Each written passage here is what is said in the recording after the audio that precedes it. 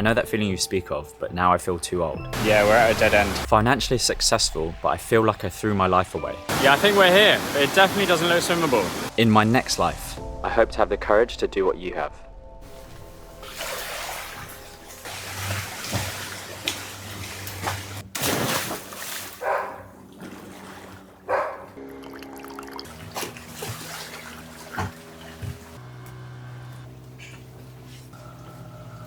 Hello friends, we're currently in Rio Dulce, Guatemala. I've just been for a lovely swim this morning because our hostel is right by a river, and I'm still enjoying my 1 year mini retirement, aka sabbatical, aka career break. But my mind has been busy. My YouTube notifications have been blowing up my phone, and they're all coming from this one video entitled, I was a high earning doctor, now I'm an unemployed traveling hippie, how did I get here? And to be honest, the comments have been making me feel quite sad. So why are the comments upsetting me? When I initially made the video, I had one target audience in mind, and that was people of a similar background to me, similar financial situation, similar age, who were stuck in a job that was making them miserable. My goal was to inspire people to take action, to make some change in their life, to build a meaningful life to them, whatever that is. Basically, I was talking to an old me, or a young me, however you want to look at it. But to my surprise, comments were flooding in from all ages. People younger than me, people my age, people all the way on the other side. And they were especially coming from people who had already done the whole thing. They had followed their social plan, they'd worked their entire life, and they kept putting off the things that they wanted to do. They never honored those deep wishes and desires. I promise you, some of these comments are going to break your heart. And this video is going to be a little bit different because I'm not just going to sit here and talk to you, but I'm going to take you on a little adventure to use as a metaphor whilst I reply to these comments. We're in Guatemala, Semek Chimpi, about to head to this waterfall.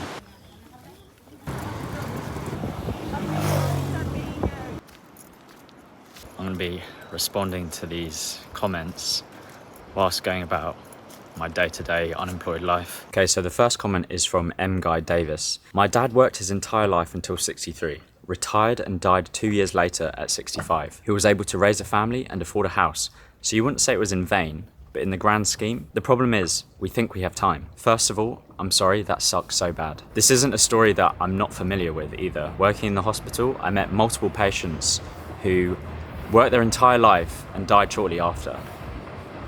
There are a few boats on this river, so I'm sorry for the engine noises. I can never find a good location for these videos. Oh, and they're banging some music as well. Yeah, so I told you I met multiple patients who worked their entire life and died shortly after they retired. Some even died before they retired. It was always such a shame to see, and that is the thing that scares me most in this life, is doing something that wasn't fulfilling to me and then expecting things to get better, waiting, putting off my happiness until I retired. That scared me the most. To assume that you'll live a long, healthy life is naive, because you're taking a gamble. Firstly, you're taking a gamble that you'll be alive. Secondly, you're taking a gamble that you'll be healthy. And what you're gambling with is your most precious asset, which is time. Of course, it wasn't in vain. Buying a house and raising a family is pretty darn good. I just hope he enjoyed the journey too. I think our parents' generation sacrificed a lot for us. They sacrificed their time, which is the biggest gift of all. Slipping around everywhere. Joe's wearing these big, chunky, pink croc type things. Don't know how she's actually walking. We've arrived to the first stop.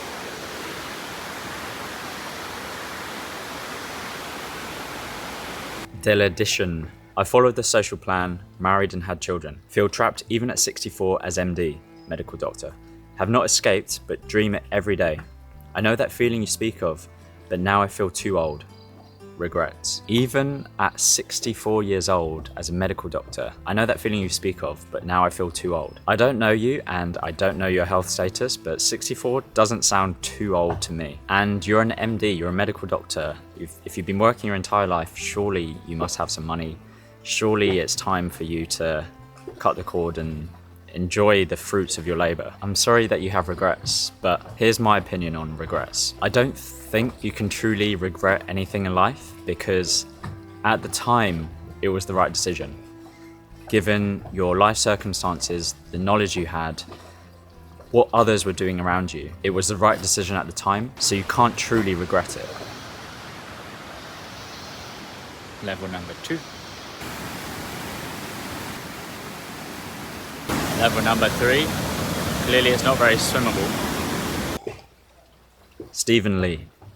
As a fellow doctor who is towards the end of my career, I can say with confidence that you made the right choice. The first year was the best year, and the years that follow incrementally declines in satisfaction. Many doctors are very talented and can do something where they can contribute more to society. Follow your instincts. Thank you, fellow doctor. It's funny you say the first year is the best year and it gets worse with time, because I actually found the opposite to be true. My first year was probably one of the worst years of my life, and then it got better and better as the years went on. I found the first couple of years to be the most high pressure, emotionally draining, mentally exhausting years of my entire life, to be honest. That being said, I did do my first year as a doctor in the NHS in the UK, and then I moved to Australia to work, so that's potentially why I found that improved so much.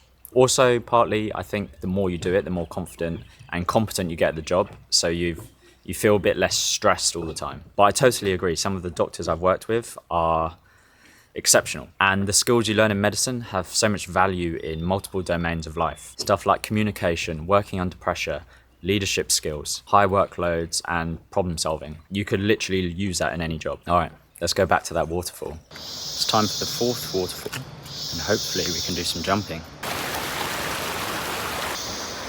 I hope the comments aren't getting tedious. I promise you there's some real heartbreakers coming up. It's getting somewhat more treacherous as we progress. Slipping around everywhere. Shoes are struggling. Yeah, they're good. They're good. They're good. Sports mode. They're in sports mode apparently, where the heel is over the back. HCLF George. I got/felt trapped in a job that I didn't like. The money is high, you end up with a house, mortgage, and a life, and you just keep grinding on to get the blessed retirement. And then you look back on your life and wonder, why did I do that? If I could redo my life, I would pursue something I really enjoyed. I feel like I threw my life away, but I'm financially successful. It's a mind boink. And then he went on to reply to his own comment. Then again, being poor on this planet terrifies me, and I'm glad I am able to take care of my family so they don't have to feel that terror. Like I said at the start of this video, I had one target audience in mind. Well-earning professionals that are trapped by dollars in a job that is making them miserable, who are burning time in their youth to be the richest person in the retirement home, working towards that wheelchair wealth. Financially successful, but I feel like I threw my life away. I'm so sorry that the stick and carrot was dangled in front of you, George. But at the same time, you got to escape that feeling of being poor. That feeling of not having security and safety. You got to provide for your family, and you got to give them that security too. I think that's a good trade if you value that in life, but I'm sorry if you have regrets. And this comment kind of reminded me of this quote: money doesn't buy you happiness, but it can make you awfully comfortable whilst being miserable. Not saying that you were miserable, but I'm sorry you didn't get to pursue the things that you really enjoyed. Yeah, I think we're here. It definitely doesn't look swimmable. No way I'm swimming in that. It was so hard to get here as well.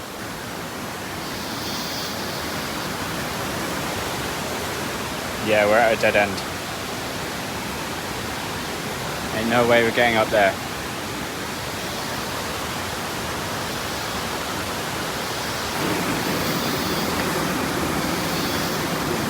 Yeah, we're lost. This is actually kind of treacherous. But we're turning back. Sophie Wanlin. Good for you. My parents were a low-income earners, blue-collar employees, and never had the money to travel. Don't be mistaken, I'm happy for you. Just that not everyone had the opportunity to do that even today. My parents, for instance, had children, and they gave everything to raise us well. And no, back then, it was not a choice. But even with very little money, since they don't have any choice, I think that they simply couldn't afford something else. So they dealt with their life more or less happy, counting at the end of each month every cent they spent. I hope I never gave the impression that everyone can do this. I'm fully aware that there's many people in developing countries who will never be able to afford to leave their own country. Even people in the developed world, for that matter. And having traveled a lot now, I'm so grateful that I can do this. Because I meet people here in Guatemala or in the Philippines who are essentially living outdoors. They're living day to day, paycheck to paycheck, earning kind of nothing and not really being able to afford to do anything. But the funny thing is, they seem a lot happier than a lot of us in the developed world. They're not chasing anything. They've got their family around them. They've got their community around them. So in some weird way, I'm actually kind of jealous of them.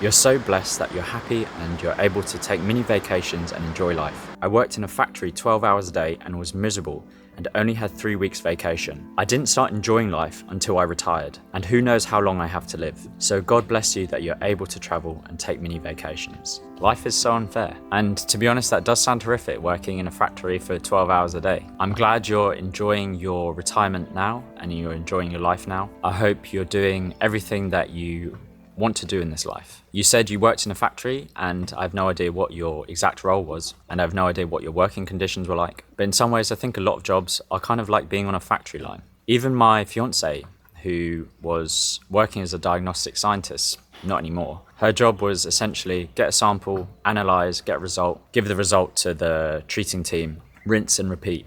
Kind of like being on a factory line. Repetitive work, and she had to do a degree to get that. Even my job as a doctor, I sometimes felt like I was on a factory line. I would see a patient, ask the same questions, order the same tests, initiate the same treatment, make the same referrals, just following these step-by-step guidelines, never really having to think creatively. I think a robot could do that part of the job. I often joked that I was a highly educated factory worker, to which one of my best friends replied, "Highly educated?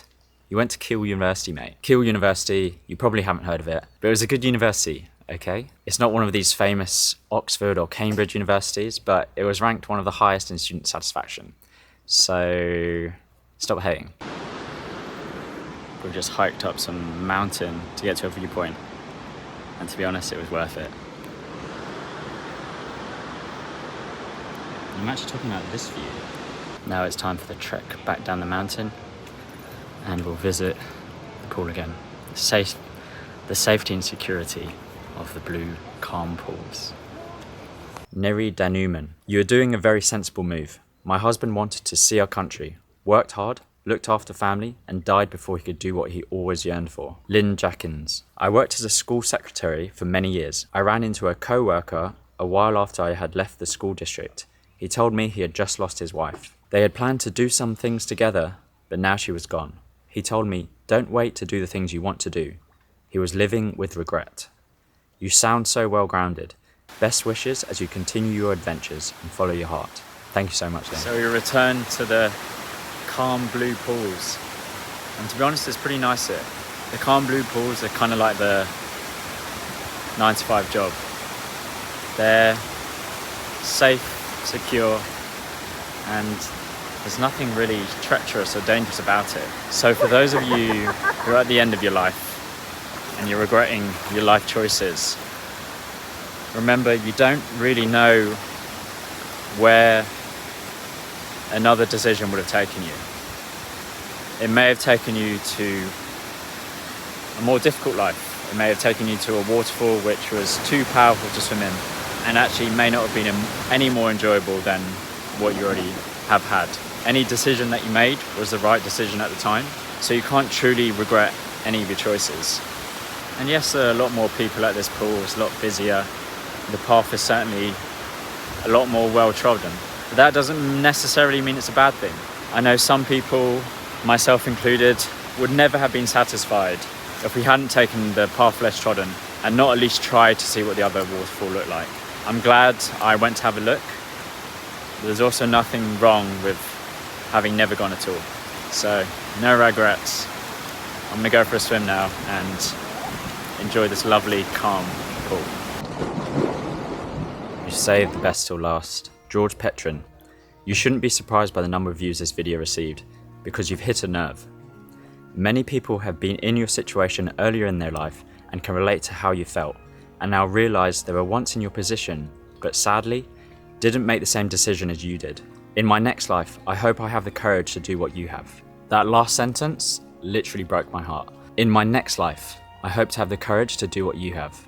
I don't know who you are, I don't know how old you are, I don't know what your health status is, but please don't feel like you need to regret anything. It was the right decision at the time, and what's done is done. And I think it wasn't as easy for previous generations to break away as it is now, to get off that treadmill or jump out of the rat race. We didn't have the internet, we didn't have the connection, we didn't have the abundance. Whoever you are, you have enough life to type words into YouTube, so please use whatever energy you have to find joy in your life. And by sharing your story, you are helping the next generation, whether that's your own kids or some random kids on the internet. I know that there's at least one person watching this video, at least one person, who by reading that comment or hearing your story will make a decision that will give themselves the permission to leave something that's making them miserable and pursue something that will give them the meaning that they're seeking in this life. If that's you, you know what to do.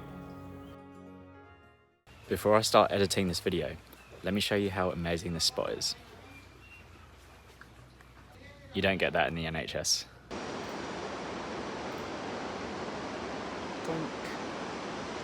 Doink. Doink. Come in next to you.